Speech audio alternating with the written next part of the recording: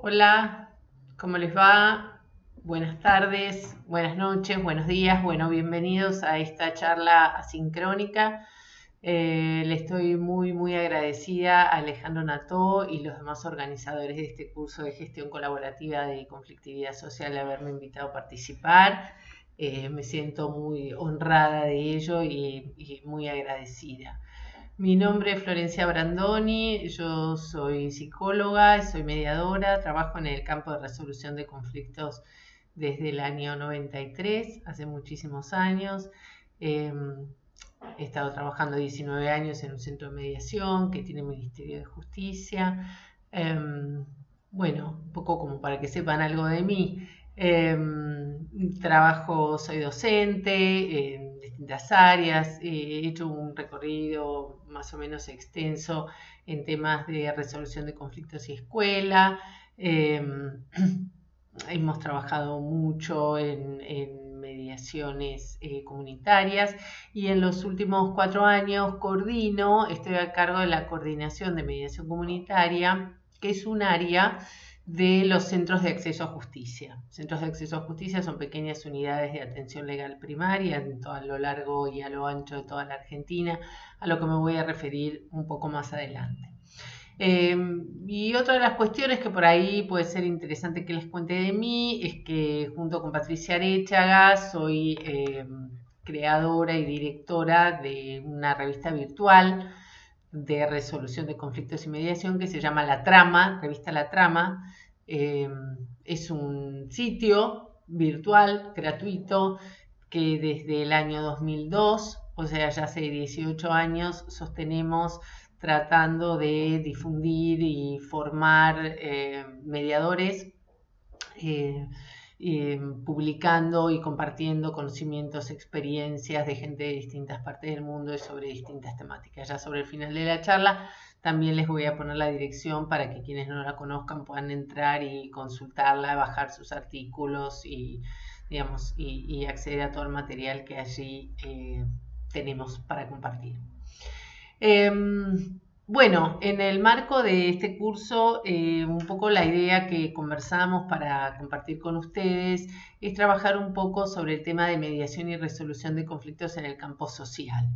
Ese es un poco como hacer un pantallazo sobre el tema en esta charla de hoy, para trabajar un poco temas vinculados con comunidad, con cómo trabajar o abordar o alguna perspectiva sobre cómo pensar la mediación en el campo comunitario. Vamos a compartir algunas ideas sobre la mediación en las escuelas, que me parece que es otra parte de la mediación en el campo social, aunque sea vamos a charlar un ratito sobre eso. Y después, por último, les voy a contar un poco la experiencia de los centros de acceso, que me parece que es muy interesante, y voy a ver si puedo compartir con ustedes algunos casos también o algunas mini situaciones como para ir ubicándolos o como para que puedan darse una idea de cómo es este tipo de trabajo que por ahí puede inspirar algunos de ustedes. Bueno, lo primero es que para hablar de comunidad y de resolución de conflictos en la comunidad hay un par de conceptos que me parece que estaría bien, que nos servirían un poco como para enmarcar la charla, ¿no? Uno de esos conceptos es el de acceso a justicia, el otro es el de poblaciones en situación de vulnerabilidad. Y vamos a hablar también sobre barreras de acceso y desarrollo integral de acceso a justicia. Eso nos va a dar un poco el marco para después pensar un poco en las especificidades de la mediación comunitaria, pero me parece que es importante que de alguna manera compartamos un poco el marco. En ese sentido, digamos, a partir de los años 60, se creó en el mundo un movimiento vinculado con lo que se dio en llamar el acceso a justicia, que refiere básicamente a las posibilidades fácticas de las personas de obtener una respuesta satisfactoria a sus necesidades jurídicas, al disfrute efectivo de sus derechos y de sus libertades y al pleno desenvolvimiento de la personalidad y la ciudadanía de cada persona. ¿A qué, de alguna manera, a qué refiere esto? Refiere básicamente a que las poblaciones que están en situaciones más desventajosas, en situaciones económicas, sociales o culturales de mayor precariedad, en verdad suelen asociar a estas otras precariedades que acabo de nombrar la dificultad de acceder a sus derechos y de acceder al pleno goce de sus derechos y de, como dice Roche, de superar las barreras que obstaculizan la posibilidad de hacer valer sus derechos y dirimir sus conflictos de una manera real. Ustedes podrán decir, bueno, esto es un concepto un poco abstracto, ¿no es cierto? Dificultades jurídicas o dificultades de acceso a la justicia. En términos generales, los sectores sociales de mayores recursos económicos, simbólicos, culturales, etcétera, suelen no necesitar de métodos de acceso a justicia para poder hacer valer sus derechos. En general tienen la vía un poco más allanada, ¿no es cierto? Mientras que quienes están en ciertas situaciones de vulnerabilidad suelen tener mucha mayor complejidad. Una manera, me parece a mí, bastante amable de explicar esto, lo voy a decir en palabras de Gustavo Maurino. El doctor Maurino fue director nacional de Acceso a Justicia y él solía decir, cuando la gente está en una situación de vulnerabilidad o de desventaja social y experimenta un problema social, a veces es todo un desafío, un problema legal, a veces es todo un desafío que entienda que ese problema es un problema legal. Esto es que muchas veces no saben que un problema legal también tiene soluciones legales. Incluso si ello se entiende, a veces no se sabe a dónde acudir. Y cuando se sabe a dónde acudir, muchas veces no se llega. Y a veces, cuando se logra llegar, no se entiende lo que el servicio propone, ¿no? Me parece que esta es una descripción bastante interesante de cómo pensar esta idea de las dificultades de acceso a la justicia, ¿no? Que por supuesto se asocia también con las personas en situación de vulnerabilidad y se llaman a, digamos, este concepto refiere básicamente a aquellas personas que por razón de su edad, de su género, de su estado físico, mental, o también por circunstancias sociales, económicas, étnicas o culturales, encuentran especiales dificultades para ejercer con plenitud ante un sistema de justicia los derechos que son reconocidos en el ordenamiento jurídico general para todo el mundo, ¿no? En estas circunstancias, personas en situación de vulnerabilidad, lamentablemente encontramos muchos compatriotas y seguramente también los hay en los distintos países de Latinoamérica y a los que pertenecen quienes están aquí participando. ¿A qué referimos cuando pensamos en barreras de acceso a justicia? Bueno, unas de ellas son las barreras geográficas, ¿no es cierto? La posibilidad de las personas que viven en distintos lugares que puedan acceder por cierta cercanía a distintos servicios legales para el abordaje de las problemáticas que se les presentan. Otras son la barrera económica y financiera, ¿no? Las dificultades económicas limitan, digamos, tanto la posibilidad de esperar, ¿verdad?, en la resolución de un juicio, como la posibilidad de acceder a un patrocinio jurídico, como la cantidad de días y de gastos y de tiempo y días de jornada laborales invertidas en recorrido de diversos caminos burocráticos, ¿no es cierto? En ese mismo sentido se asocia a la demora judicial, ¿no? La demora judicial, quizá para aquellos que están en condiciones más favorables, no funcione como un obstáculo, que también muchas veces funciona como un desaliento, pero aquel que tiene mayores urgencias y mayores necesidades, la demora judicial sinceramente suele funcionar como una barrera de acceso. Por otro lado, los sistemas de justicia suelen tener, digamos, una propia estructura, un modo de organizar sus distintas instancias. También la cultura jurídica y el modo de la elaboración de las leyes, ¿verdad?, son parte de ese sistema jurídico que muchas veces opera generando diferencias y distancias muy difíciles de franquear, muy difíciles de asir, ¿no es cierto? Y en el marco de esa cultura jurídica encontramos operadores del derecho, abogados, jueces, funcionarios, ¿verdad? Donde conocimientos, creencias, actitudes, prejuicios en relación a las personas, expectativas de cómo tienen que funcionar los justiciables, ¿no? O valores que influyen en el sistema, muchas veces funcionan como un marco de desconocimiento y ajenidad, ¿no? El lenguaje que se utiliza es claramente una barrera de acceso, el lenguaje jurídico, la dificultad de las personas de comprender cabalmente qué es lo que se está planteando. Otro de los factores que muchas veces funciona como una barrera de acceso a justicia es la cuantía mínima, ¿verdad? Es difícil, hay muchos conflictos que tienen los sujetos que tienen involucrados montos económicos muy pequeños y eso, en verdad, digamos, de alguna manera funciona como una suerte de desaliento para la posibilidad de un patrocinio jurídico o para llevar adelante todo un juicio con, digamos, la inversión económica que eso requiere. Otro aspecto es la barrera arquitectónica, que básicamente, digamos, funciona como un inhibidor por un lado y especialmente para las personas que tengan cierta discapacidad, en fin, funcionan como auténticos obstáculos, ¿no? Y por último, digamos, un tema que no es poco importante, tiene que ver con la barrera cultural y sociocultural, ¿verdad?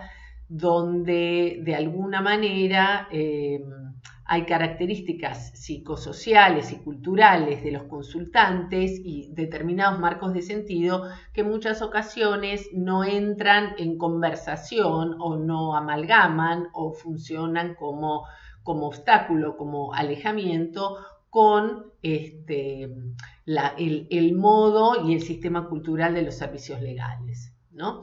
Entonces, bueno, nos encontramos con múltiples barreras de acceso a justicia y de alguna manera esto es alguna de las preocupaciones, digamos, en este sentido, que todo lo que trabaje en el sentido de funcionar como acceso a justicia, favorecer el acceso a justicia a las personas que se encuentran en ciertas situaciones de vulnerabilidad y en situaciones de denegación de justicia, tienen que trabajar para romper eso, ¿no?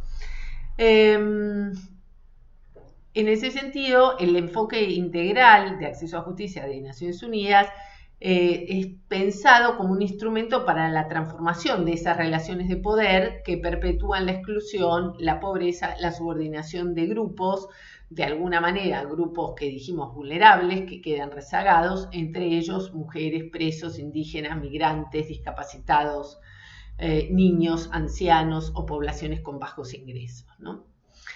Cuando, entonces, de alguna manera, todo lo que trabaja en el sentido del acceso a justicia trabaja para romper esas barreras, ¿verdad? Y romper esas barreras supone, por ahí, brindar una asistencia en múltiples aspectos, porque como vimos recién, las barreras son múltiples, geográficas, culturales, de comprensión, de menor cuantía, en fin.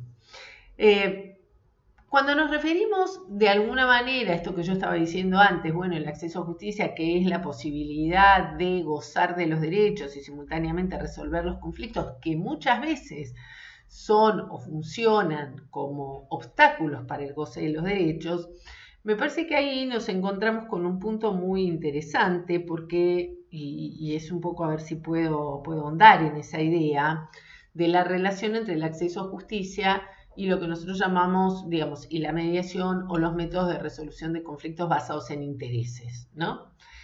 Porque muchas veces cuando pensamos defender derechos de poblaciones vulnerables, imaginamos juicios, acciones de clase, digamos, declaraciones a favor de determinados colectivos que entendemos excluidos o que entendemos en posiciones de subordinación.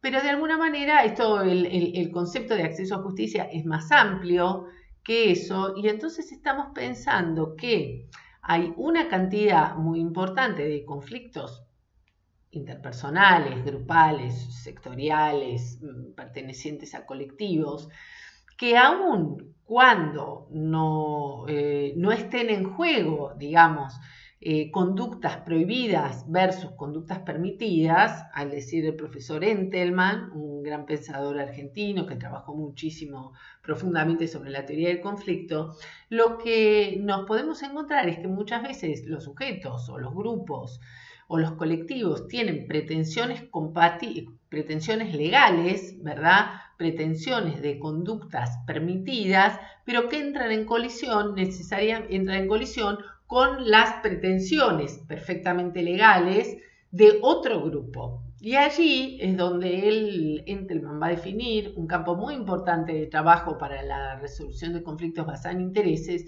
que es aquellos conflictos que se dan entre lo que él va a llamar conductas permitidas versus conductas permitidas, ¿verdad? Entonces ahí hay un campo importante de pretensiones incompatibles en un conflicto que en verdad se vuelven un obstáculo para el goce de los derechos o para el ejercicio de los derechos, ¿no?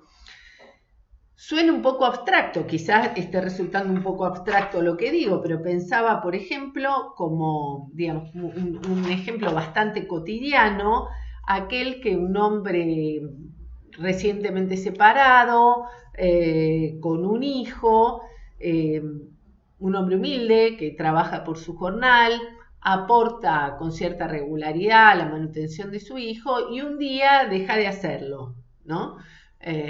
Enojado, celoso, despechado, porque quien fue su compañera estableció una relación con otro hombre, decide él dejar de aportar para su hijo. ¿Con qué nos encontramos acá? Nos encontramos con una situación, seguramente todos ustedes la reconocen, una situación bastante común, por cierto, dolorosa, sí, y también frecuente, en el cual cuestiones del vínculo de la pareja, ¿no? El conflicto vincular de la pareja, el conflicto amoroso, personal, en verdad se vuelve un obstáculo para el goce del derecho de ese niño, del aporte de su padre, de obtener cierto bienestar económico, posibilidades de cobertura de salud, posibilidades educativas, etcétera, etcétera, ¿no? Entonces, esta es una de las situaciones, de las más comunes, en las que podemos visualizar cómo un conflicto interpersonal, un conflicto vincular, un conflicto entre las personas, en verdad se vuelve el obstáculo para que se pueda ejercer un derecho. En las cuestiones vecinales, más comunes, cuestiones vinculadas con ruidos molestos, ¿no es cierto? Un conflicto de la convivencia, de hecho, digamos, impide el derecho, pone un obstáculo al derecho de alguien de vivir con un marco de tranquilidad en su casa, ¿verdad? O su derecho a descansar, a reponerse una jornada de trabajo, porque el otro toca el piano durante las tardes, que es en el horario en el que esta persona duerme porque trabaja de noche. En fin, un ejemplo más o menos sencillo. Entonces ahí aparece una relación íntima, ¿verdad?, entre resolución de conflictos o conflictos reales que obstaculizan el acceso a los derechos. Y ahí entonces aparecen los mecanismos de acceso a justicia que vienen a compensar esa desigualdad o esas desventajas que mencionamos al principio. Otro punto que me parece importante de destacar es lo que está vinculado con el hecho de hacer justicia, ¿no? Nosotros decimos que todo lo que hace a la resolución o todos los acuerdos a partir de los distintos dispositivos de acceso a justicia que ustedes deben conocer, o digamos de resolución cooperativa de conflictos, sea la negociación, sea la mediación, sea la facilitación, y todos los distintos dispositivos que se arman en relación al diálogo y a la idea constructiva de la gestión de los conflictos, que sin duda significa la integración de intereses, ¿verdad? Integrar los intereses, una lógica de una lógica de las diferencias donde se puedan combinar las diferencias, digamos, versus o en contraposición a lo que sería la lógica binaria, en la cual, si necesariamente entre dos términos, eso es lo que indica la lógica binaria, entre dos términos, uno de ellos siempre tiene prioridad o primacía sobre el otro, entre la lógica binaria, entre dos términos, siempre habría un ganador y un perdedor, o un superior y un subalterno, ¿no? La lógica del reconocimiento de las diferencias, al menos a la manera de lo que plantea Jessica Benjamin, lo que hace es permitir, digamos, o favorecer la integración en un mismo pie de igualdad de los intereses de unos y otros, ¿no?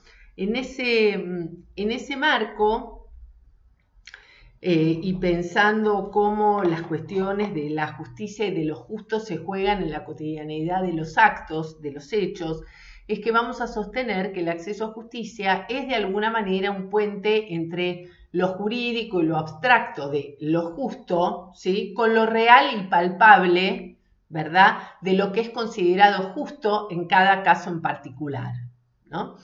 En este sentido, recordaba de alguna manera que en el año, ya hace bastante, la verdad en el año entre el 2001 y el 2003, hicimos una investigación con dos compañeras, Andrea Finkelstein y Matilde Risolía, muy interesante, en el Centro de Mediación del Ministerio de Justicia, que les comenté yo me desempeñé allí, donde en verdad lo que hicimos fue entrevistar a personas que habían tenido una mediación en nuestro centro y volvían a buscar, digamos, a solicitar una nueva mediación.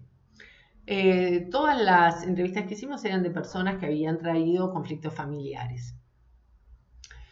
Hicimos 44 entrevistas en profundidad en aquel entonces y eran personas que volvían o porque lo que habían acordado no se había cumplido, o porque habían aparecido nuevos sucesos en la vida familiar que era necesario conversar o intentar ponerse en diálogo con el otro. Una de las preguntas que hicimos en esas entrevistas, en el marco de esta investigación cualitativa, era preguntarles qué relación encontraban entre la experiencia que habían vivido y la justicia. Y ahí nos encontramos con una a nuestro gusto, un poco una sorpresa y otro poco una feliz confirmación, que el 75% de los entrevistados respondieron que encontraban que el acuerdo al que habían arribado y el cumplimiento de ese acuerdo era hacer justicia, porque era darle una resolución justa a un problema concreto, ¿no? Y en este punto es que decimos entonces el acceso a justicia arma un puente entre lo jurídico y lo real y lo palpable, ¿verdad? Entre lo establecido por las normas y la realidad de lo cotidiano, de lo que es vivido como una resolución justa en el caso, en la circunstancia, en el padecimiento que yo tengo en relación a otro, ¿no? A la vez, estos procedimientos de acceso a justicia, fuera, digamos, de lo que sería el circuito de administración de justicia formal, también encuentran una cantidad muy significativa de conflictos que de alguna manera no estarían nunca, no llegarían de otro modo o no receptarían, digamos, no serían receptados por el sistema de justicia formal, ¿no? Y con esto me refiero básicamente a ese gran universo de conflictos que se dan entre personas que trabajan fuera del marco formal o que de alguna manera funcionan en instituciones de hecho o que habitan barrios o conjuntos habitacionales que no tienen una regulación legal o un marco regulatorio establecido, ¿verdad?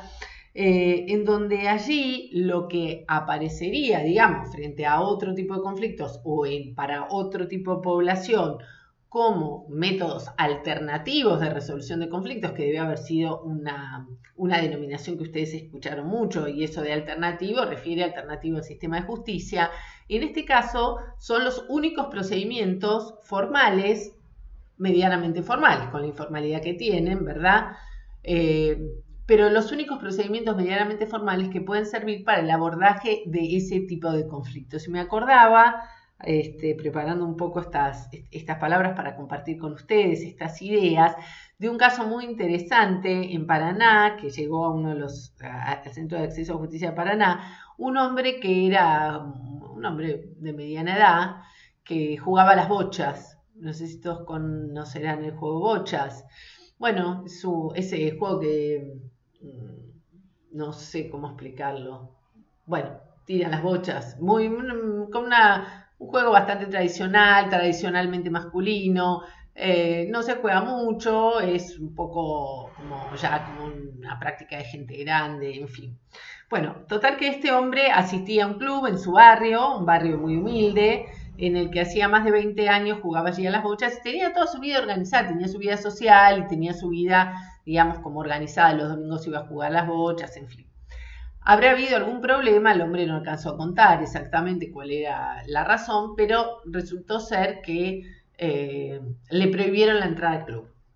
Le prohibieron la entrada al club, entonces llegó al Centro de Acceso a Justicia para pedir ayuda para que revisaran toda esta cuestión, ¿no? Y ahí nos encontramos con que en verdad ese era un club de barrio que no tenía ninguna regulación legal, no tenía un contrato de funcionamiento de sus miembros ni para entrar ni para hacer procedimientos disciplinarios o sancionatorios, ¿verdad?, de alguno de sus miembros, que era de alguna manera lo que hicieron con este señor, ni tampoco ningún mecanismo por el cual alguno de los miembros afectados por las decisiones del directorio o de las autoridades pudiera hacer un reclamo o pudiera rechazar o impugnar, digamos. O sea, ninguna regulación legal a esa forma de asociación, de club, digamos, de vida social común y compartida, hacía que el reclamo jurídico fuera absolutamente inexistente, pero no por ello no existía el problema, de manera que ahí, digamos, el procedimiento de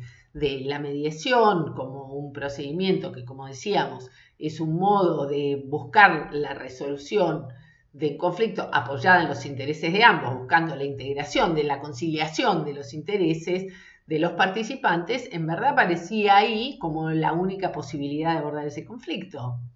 Entonces, decimos que no solamente para aquellos casos o aquellas personas que ven como que encuentran dificultades y barreras de acceso al sistema de justicia general, sino también para una serie de conflictos que se dan en el marco de la informalidad o que se dan en el marco de lo reclamado exclusivamente de tinte jurídico, porque están en el marco de conductas permitidas versus conductas permitidas, donde los métodos de resolución de conflictos son efectivamente los más aptos de todos, ¿verdad? Máximo cuando esas relaciones tienen que servir o van a seguir o tienen la perspectiva de prolongarse a lo largo del tiempo. Y por último, como para ir terminando de cerrar con esta idea de acceso a justicia, hay un punto que me parece que es bastante importante destacar, que tiene que ver con la íntima relación entre las posibilidades de acceso a justicia y los niveles efectivos de desarrollo humano, ¿no? El PNUD señala con bastante intensidad esto, y otros cientistas sociales lo han trabajado fuertemente, como la percepción social de las carencias, de las barreras y de las oportunidades de acceso tienen implicancias en el campo de lo social, de lo económico y de lo emocional. ¿De qué manera? Todo aquello que funcione a mi propia percepción como una limitación se construye dentro mío y sectorialmente y socialmente como una limitación, ¿verdad?, más a las condiciones efectivas de limitación, ¿no? Es decir, que la percepción de las barreras condiciona de alguna manera mis propias expectativas, tanto de realización social como de realización colectiva, ¿no? ¿Cómo voy a reclamar aquello que sé que no tengo, que no voy a tener y que percibo que de ninguna manera voy a poder acceder a ello? Probablemente toda esa percepción de barrera, de falta de oportunidad, de desaliento, funcione a la vez simultáneamente como un modo de reducir mis propias expectativas personales y de conjunto, digamos, que entonces refuerce de alguna manera esa idea que refuerce esa limitación de la que estamos hablando. Entonces, la perspectiva de ampliar los horizontes de las personas, franquear las barreras de acceso a justicia, ampliar los horizontes de realización, generan condiciones, por supuesto que no excluyentes, pero generan condiciones para la posibilidad de un desarrollo mejor, más amplio y con más posibilidades. Tratando de sintetizar, diríamos entonces que en el marco de acceso a justicia, la mediación y la resolución de conflictos evitan que los conflictos se perpetúen a lo largo del tiempo, que escalen y se agraven, ¿no? Promoviendo soluciones acordadas entre las personas, poniendo el foco en sus intereses, que es lo que señalábamos hace un minuto, y posibilitando el pleno ejercicio de sus derechos, que muchas veces los mismos conflictos obstaculizan. Ese sería un poco como el eje central en esta asociación entre acceso a justicia y mediación y resolución de conflictos. Entonces, bueno, voy a compartir ahora con ustedes algunas definiciones que me parece que son muy interesantes acerca de la mediación y de la mediación comunitaria y de este trabajo que decíamos al inicio vinculado con el campo social. Corvo Sabatel, que es un pensador argentino muy interesante, un sociólogo, psicólogo, magíster en ciencias sociales, en un texto del año 2005 decía que la mediación no es solo una técnica, sino un modo de gestión de la vida social, ¿no? Y decía que se trata de una forma de restitución de los pequeños lazos sociales por la vía de la comunicación, ¿no? Esto es, el restablecimiento a través del diálogo, el restablecimiento de los pequeños lazos sociales, de las interacciones, de los vínculos, de las relaciones entre los sujetos, que tienen como condición el reconocimiento del otro, ¿verdad? El reconocimiento del otro como un otro legítimo, ¿no? En el marco de una política de solidaridad, en una política de reencuentro, en una política de reconocimiento del otro. Y entonces me parece que es interesante porque lo que de alguna manera Corvo está planteando es que no es solamente una técnica, sino un modo de acercamiento a la conflictividad social, ¿no?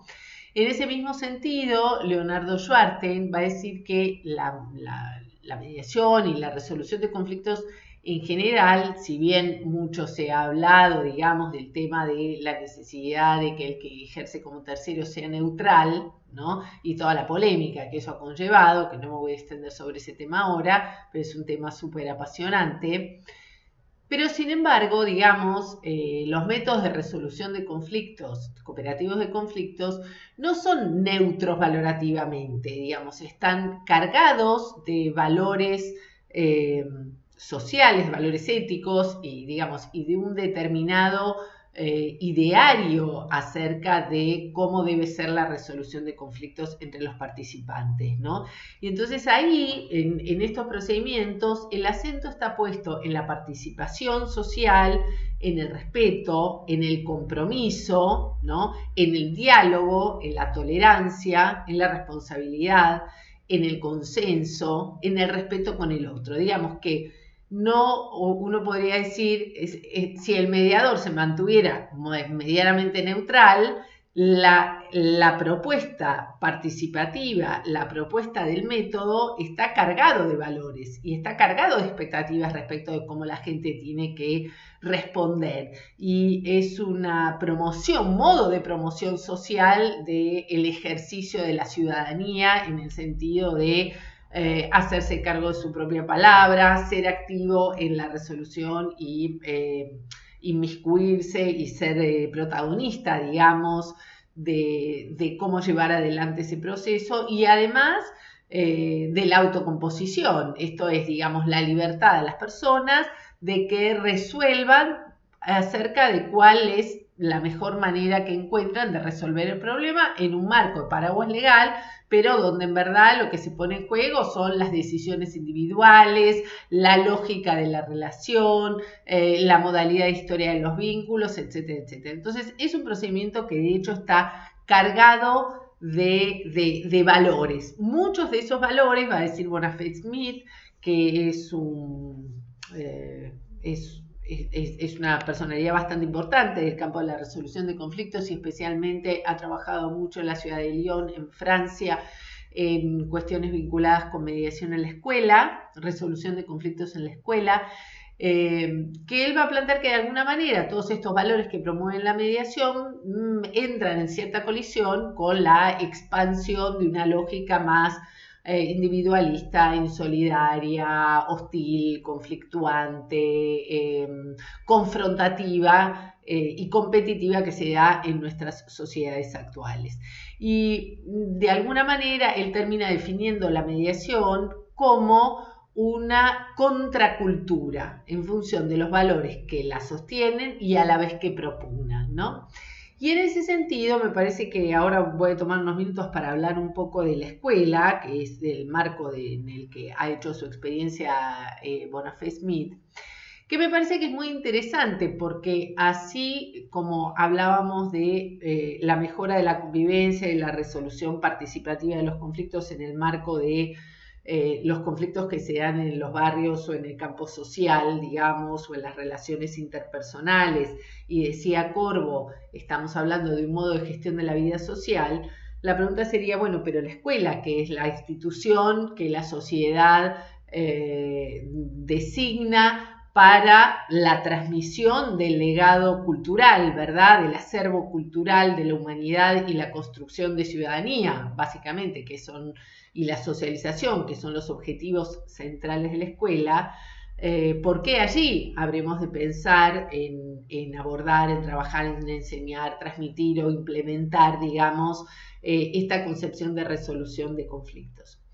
Bueno, básicamente porque la convivencia de la escuela, la escuela tiene para enseñar, digamos, contenidos teóricos, ¿verdad? A los que debe aplicarse dependiendo digamos, del distinto momento de las distintas etapas escolares.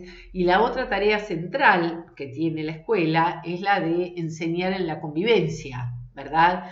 Y la de la transmisión de los valores y la construcción de la ciudadanía, que no se hace exclusivamente en términos de aquello que se predica como valores, sino que en verdad la mayor eficacia en la transmisión de valores que tiene la escuela y que tiene un docente se da esencialmente por irradiación. Telma Barreiro, que es una pedagoga muy destacada, va a decir que los valores se transmiten por irradiación, ¿no? Qué mejor para un adolescente o un grupo de adolescentes encontrar las distancias entre lo que el adulto pregona y lo que de hecho hace, ¿verdad? En la escuela, la casa, la familia, ¿no es cierto?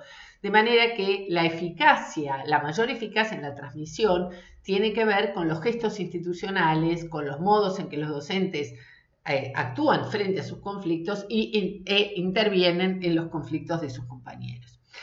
Entonces, bueno, Gianni y Pérez van a decir que de alguna manera la escuela, la red de relaciones de vínculos, las distintas formas de organización, el ejercicio del poder, la autoridad, también son los que determinan la convivencia, ¿verdad? Y que esa red de relaciones, ese modo en que se ejerce el poder, ese modo de funcionamiento de la autoridad, ese modo del reconocimiento o no reconocimiento del lugar de cada uno en la convivencia, hace a la función educativa y tiene tanta o más eficacia que los contenidos pedagógicos y didácticos, ¿no?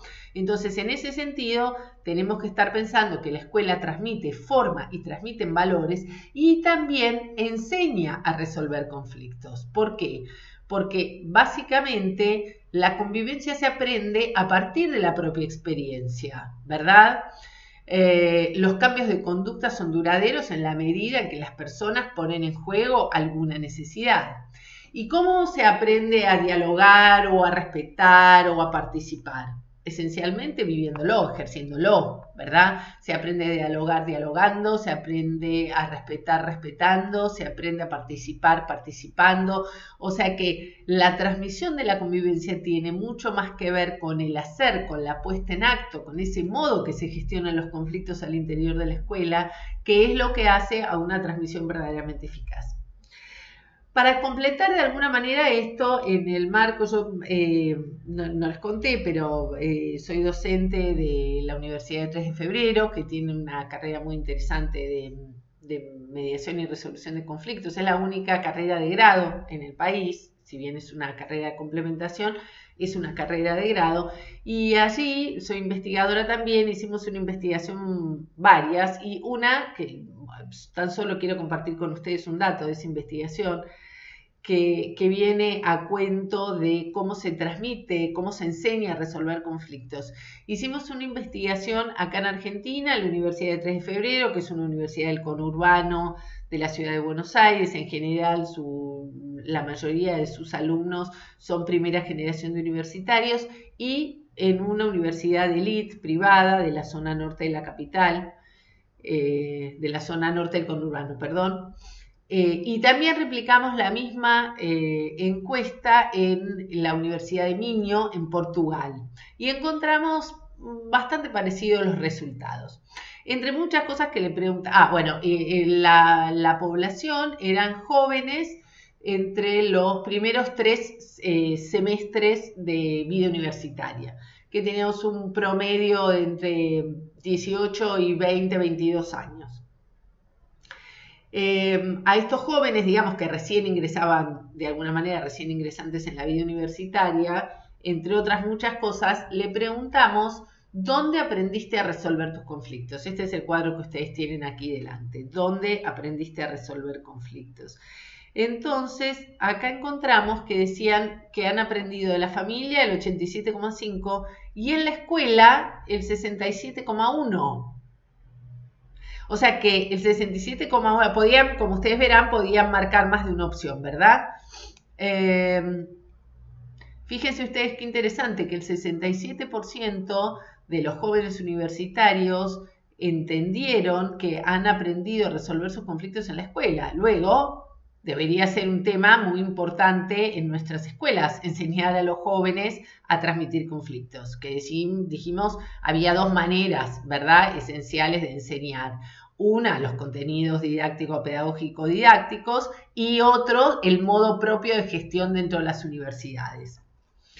Fíjense que aquí los medios tienen un lugar bastante poco destacado, ¿no?, contra lo que se dice habitualmente. Y este dato de la importancia de la influencia de la escuela y de los docentes también, porque después le preguntamos de quién aprendiste, tratando de identificar personas, o digamos personas o roles, de la madre y del padre, el 86,4%, de los amigos casi el 60%, y el prácticamente 55% refieren al profesor y al preceptor. Acá otra vez aparece como muy destacada, digamos, la idea del lugar del docente en la transmisión y la resolución de conflictos. Me parece que estos son datos interesantes de compartir porque en términos generales al importante nivel de conflictividad que se encuentra en las escuelas de todo tipo, muchas de ellas, digamos, dadas o generadas por lo que llaman factores externos a la escuela, ¿verdad? Factores exógenos que tienen que ver con las condiciones sociales, las condiciones económicas, el impacto cultural de las familias, los temas de consumo, la apatía, la falta de reconocimiento de los hijos, bueno, en fin, infinidad de cuestiones. También hay otros conflictos que se generan, que le llamamos factores endógenos, ¿verdad?, que se generan efectivamente dentro de la misma escuela, como parte del funcionamiento institucional. Y en ese contexto de alta conflictividad en las escuelas, se escucha mucho, yo vengo trabajando hace muchos años en capacitación de docentes en estos temas, la percepción de una impotencia enorme de parte de los docentes, ¿no? La percepción de que no pueden transformar a los niños, de que su palabra vale poco, de cierta degradación del rol, cierta degradación del discurso educativo, ¿verdad? De la institución escuela, también de otras figuras de autoridad, pero sin embargo, digamos, en una encuesta como esta vemos que a pesar de que las condiciones no son como aquellas que alguna vez los docentes tuvieron o que simplemente hoy hay una instancia mítica de aquella docencia donde los niños eran dóciles y estaban abiertos a recepcionar, a recibir todo aquello que sus docentes les brindaban de manera generosa y ellos recibían entusiastamente, ¿no? Situación que hoy no estaría pasando, pero que bueno, hay múltiples factores que no vamos a analizar exclusivamente en esta charla. Me parece que hay un lugar que estamos pudiendo ver como muy destacado de parte de los docentes, a pesar de esta percepción de impotencia, que me parece que vale la pena tener en cuenta, ¿no? Bueno, en general los docentes tienen una mala percepción de sus alumnos, de que no saben los alumnos gestionar sus conflictos. Esto es parte de otra investigación que hicimos en la escuela secundaria. Y el 50% de los docentes cree que sus alumnos tienen una estrecha, cotidiana y naturalizada relación con los conflictos, ¿no? Hay ahí una visión en general bastante negativa de los docentes hacia sus alumnos. Bueno, entonces con esto un poco lo que yo quería plantearles es, bueno, ¿por qué es la escuela también un lugar donde enseñar y gestionar de un modo colaborativo es muy importante? Si todos coincidimos en esta descripción que yo hacía hace un rato, que de alguna manera decía Bonafé Smith, asociado a altos niveles de conflictividad social, alto impacto del uso de la competencia, fuertes líneas de tensión social, agravamientos, grietas, enfrentamientos, etcétera, etcétera, y digamos, y una forma, digamos, bastante expandida de violencia, por lo menos psicológica, asociada al desprecio, a la marginación, a la burla, etcétera, etcétera, que son de alguna manera lo que todos los estudios, los cientistas sociales que trabajan en conflictividad social, en conflictividad escolar, perdón, traen como generalización.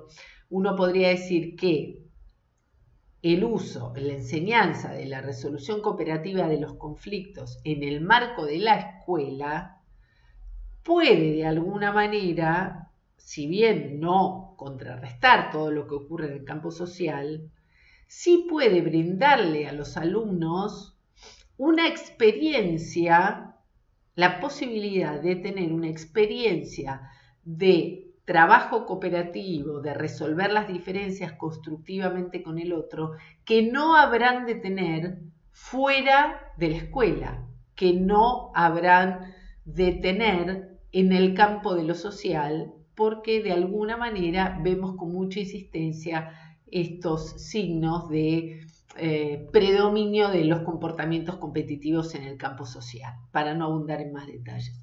Entonces, en la escuela se aprende a resolver conflictos, de los docentes se aprende y se podría vivir una experiencia de resolución cooperativa que puede ser no solo muy beneficioso para los docentes, que también pueden ellos mismos resolver sus propios problemas trabajando cooperativamente o no, y también los problemas de los alumnos. Me acordaba que en el último taller que di antes de toda esta pandemia, trabajando con un grupo de unos 100 docentes, también desde la Universidad de 3 de Febrero, contaban infinidad de casos que tenían los mismos docentes, ¿no? Uno de ellos era un enfrentamiento entre la profesora de danza y la profesora de artes plásticas y el profesor de educación física los días que llovía, porque ambos querían utilizar el patio y entonces luego cuando llovía disputaban por el uso del salón de usos múltiples de la escuela, ¿no? O un enfrentamiento entre la directora y todos los docentes de la escuela, cuando la directora propone cambiar el turno de salida de los grupos de la escuela primaria, ¿no? Tradicionalmente, los séptimos grados, o sea, el grado más alto de la escuela primaria, salía en primer lugar, luego salían sexto, quinto, etcétera, etcétera. Esto significa que los docentes que salían con los grupos primeros terminaban su jornada laboral antes, ¿no?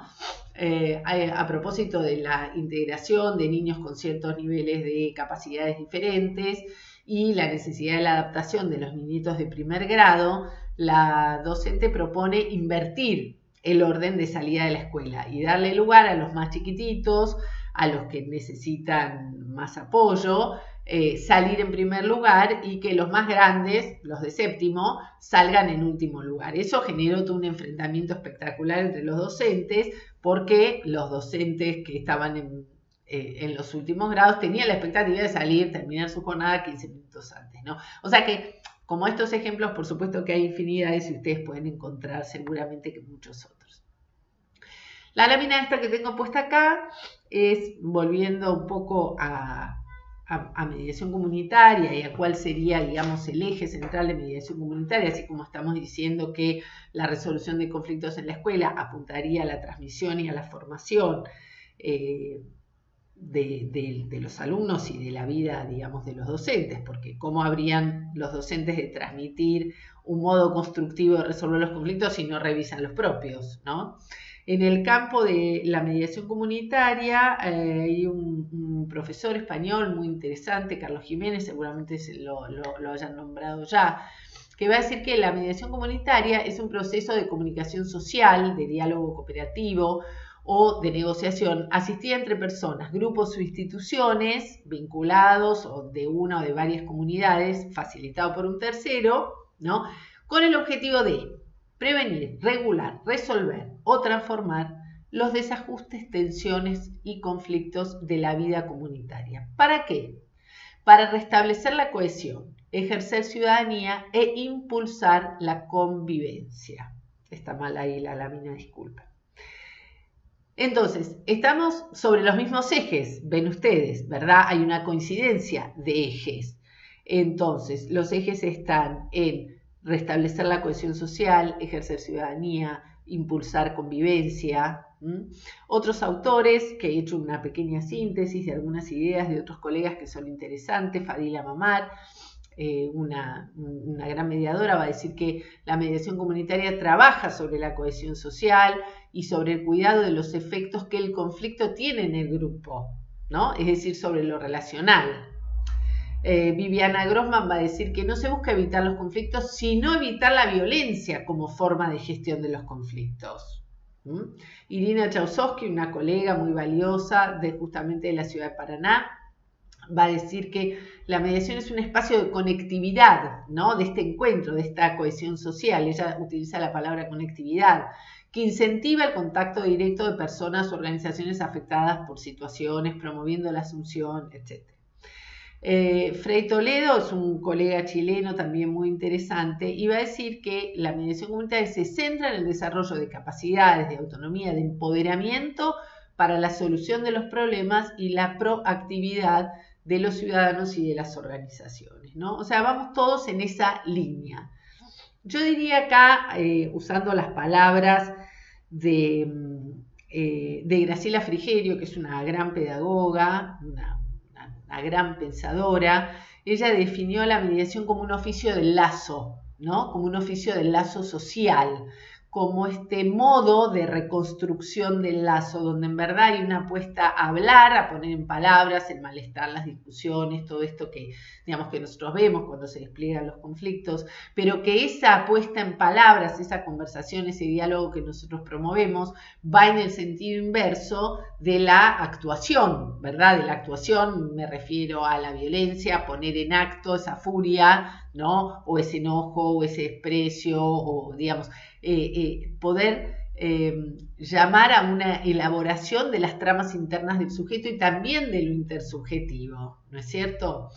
ella va a decir que la mediación es un modo de elaboración o una forma que propone una elaboración de una situación conflictiva allí donde podría quedar una herida no cicatrizable, ¿no? A mí me parece que es hermosa estas definiciones que ella plantea de alguna manera, que hacen a generación y sostenimiento del diálogo. Entonces, digamos, un poco como para sintetizar, uno podría decir que no es el tipo de conflicto sobre el que se interviene lo que define que una cuestión es una mediación comunitaria, sino que me parece que podríamos pensar la mediación comunitaria definida a partir de la potencialidad de recrear esos lazos familiares o comunitarios, de recrear el tejido social a través de la gestión participativa de conflictos, ¿no? Entonces, de alguna manera, el foco estaría puesto en ese proceso de diálogo y ese encuentro entre las personas, ¿no? Con ese espíritu, de alguna manera, es que trabajamos en los centros de acceso a justicia, a los cuales me voy a referir brevemente para que esto no sea demasiado largo. Y les voy a contar, si ustedes me permiten, algún caso que me parece que da cuenta de esta perspectiva, ¿verdad? Trabajamos un caso muy lindo, muchos, les voy a indicar dónde pueden encontrarlos, en la revista La Trama. Hay 2 números enteros dedicados a los casos que atendemos en los centros de acceso a justicia. Un caso muy interesante, pensando cómo nosotros tenemos puesto el acento en el diálogo y en la reconstrucción de los lazos sociales, a diferencia de lo que son, digamos, los procesos de mediación prejudicial, que tienen más puesto el acento en los acuerdos y en evitar el ingreso de juicios y el congestionamiento de los tribunales, etc.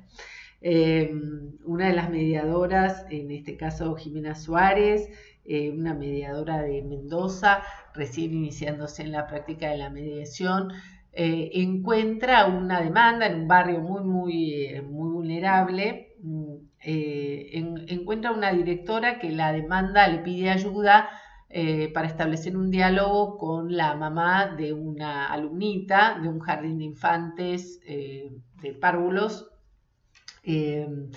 que falta bastante, que viene con muchos piojos, que está descuidada, con falta de aseo, etcétera, etcétera, a quien ella había convocado en diversas oportunidades y no había tenido éxito en la convocatoria de la madre, ¿no?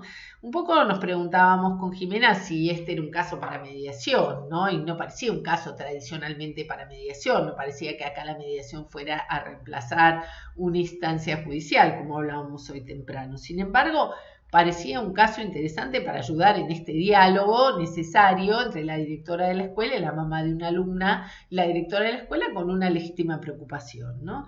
Entonces, la mediadora intenta un acercamiento con la mamá, finalmente con un poco de desconfianza, la joven madre accede a venir y va a la mediación junto con su mamá, con quien convivía también la niñita, ¿no?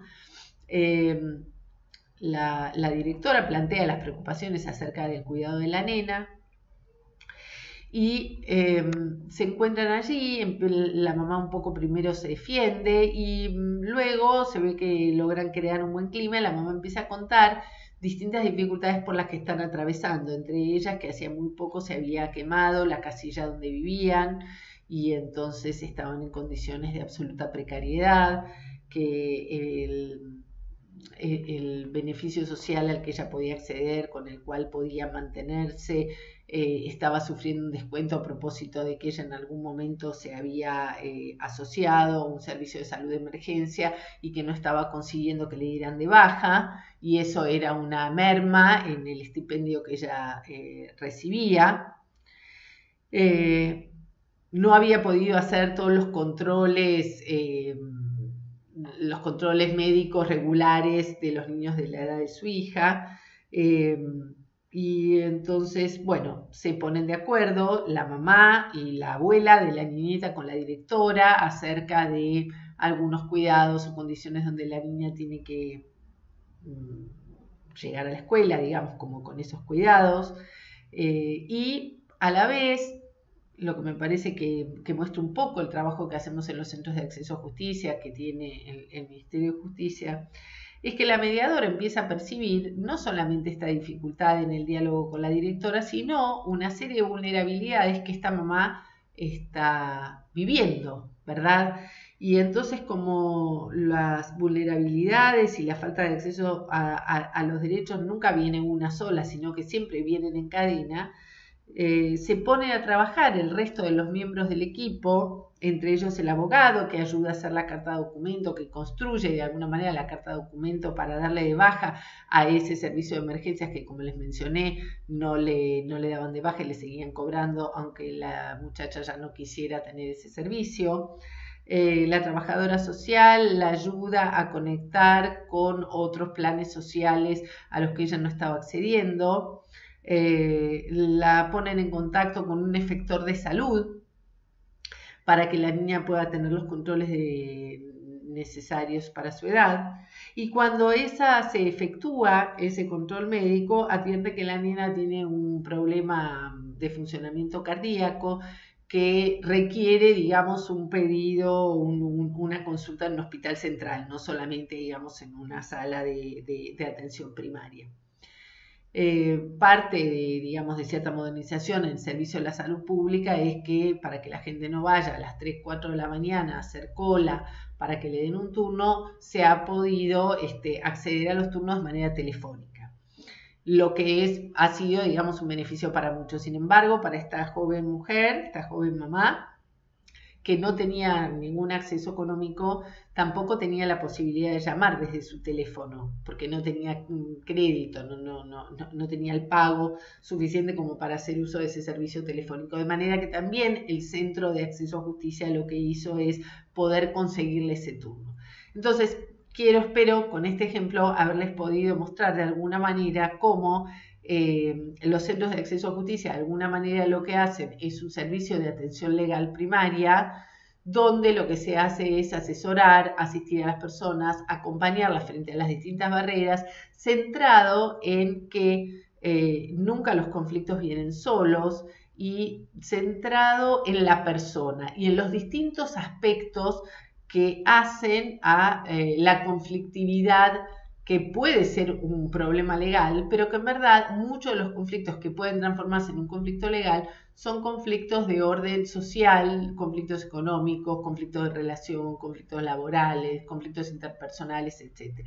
Pensado en dar una atención integral, estos centros de acceso a justicia cuentan como, digamos, el equipo base es un abogado, un psicólogo, una psicóloga, un trabajador social, trabajadora social.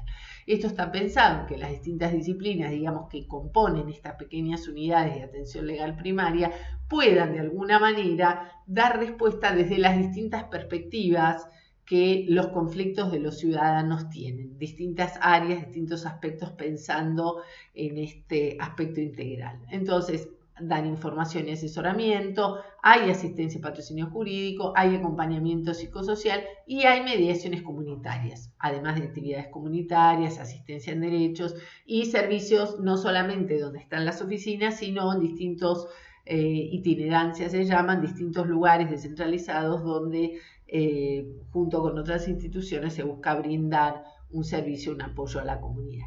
Actualmente contamos con 134 mediadores comunitarios y 70 de los centros de acceso a justicia están en condiciones y brindan el servicio de mediación comunitario sobre 90 centros de acceso en total. No los voy a aburrir con todo esto.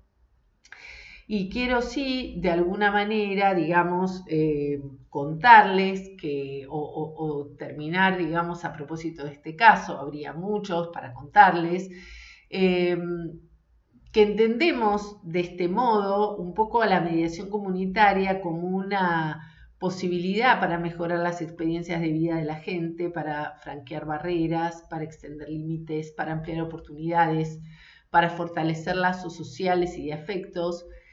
¿Qué sentido tendrían? Y básicamente el de sostener frente a las dificultades y a la vez darle el sentido a la vida cotidiana de los ciudadanos, ¿no? Bueno, espero que esto no haya resultado demasiado largo. Como les decía, les pongo en esta última lámina la dirección virtual de la revista van a encontrar allí, si les interesa profundizar en el tema de mediación comunitaria y de los centros de acceso, van a encontrar 2 números especialmente dedicados a ellos. Bueno, cuando entren van a encontrar lo último que hemos publicado, y si van a ediciones anteriores tendrán ahí toda la lista de ediciones, que todas son temáticas, donde podrán encontrar todos los temas de su interés. Bueno, sin mucho más que decirles, les agradezco mucho, espero que esto les haya servido, y acompañaré a esta charla el PowerPoint si les interesa, y algún otro texto de apoyo que les pueda servir, quizá si es de su interés. Muchísimas gracias, y muchas gracias nuevamente a los organizadores por permitirme compartir estas ideas con esta numerosa audiencia de este curso. Muchas gracias.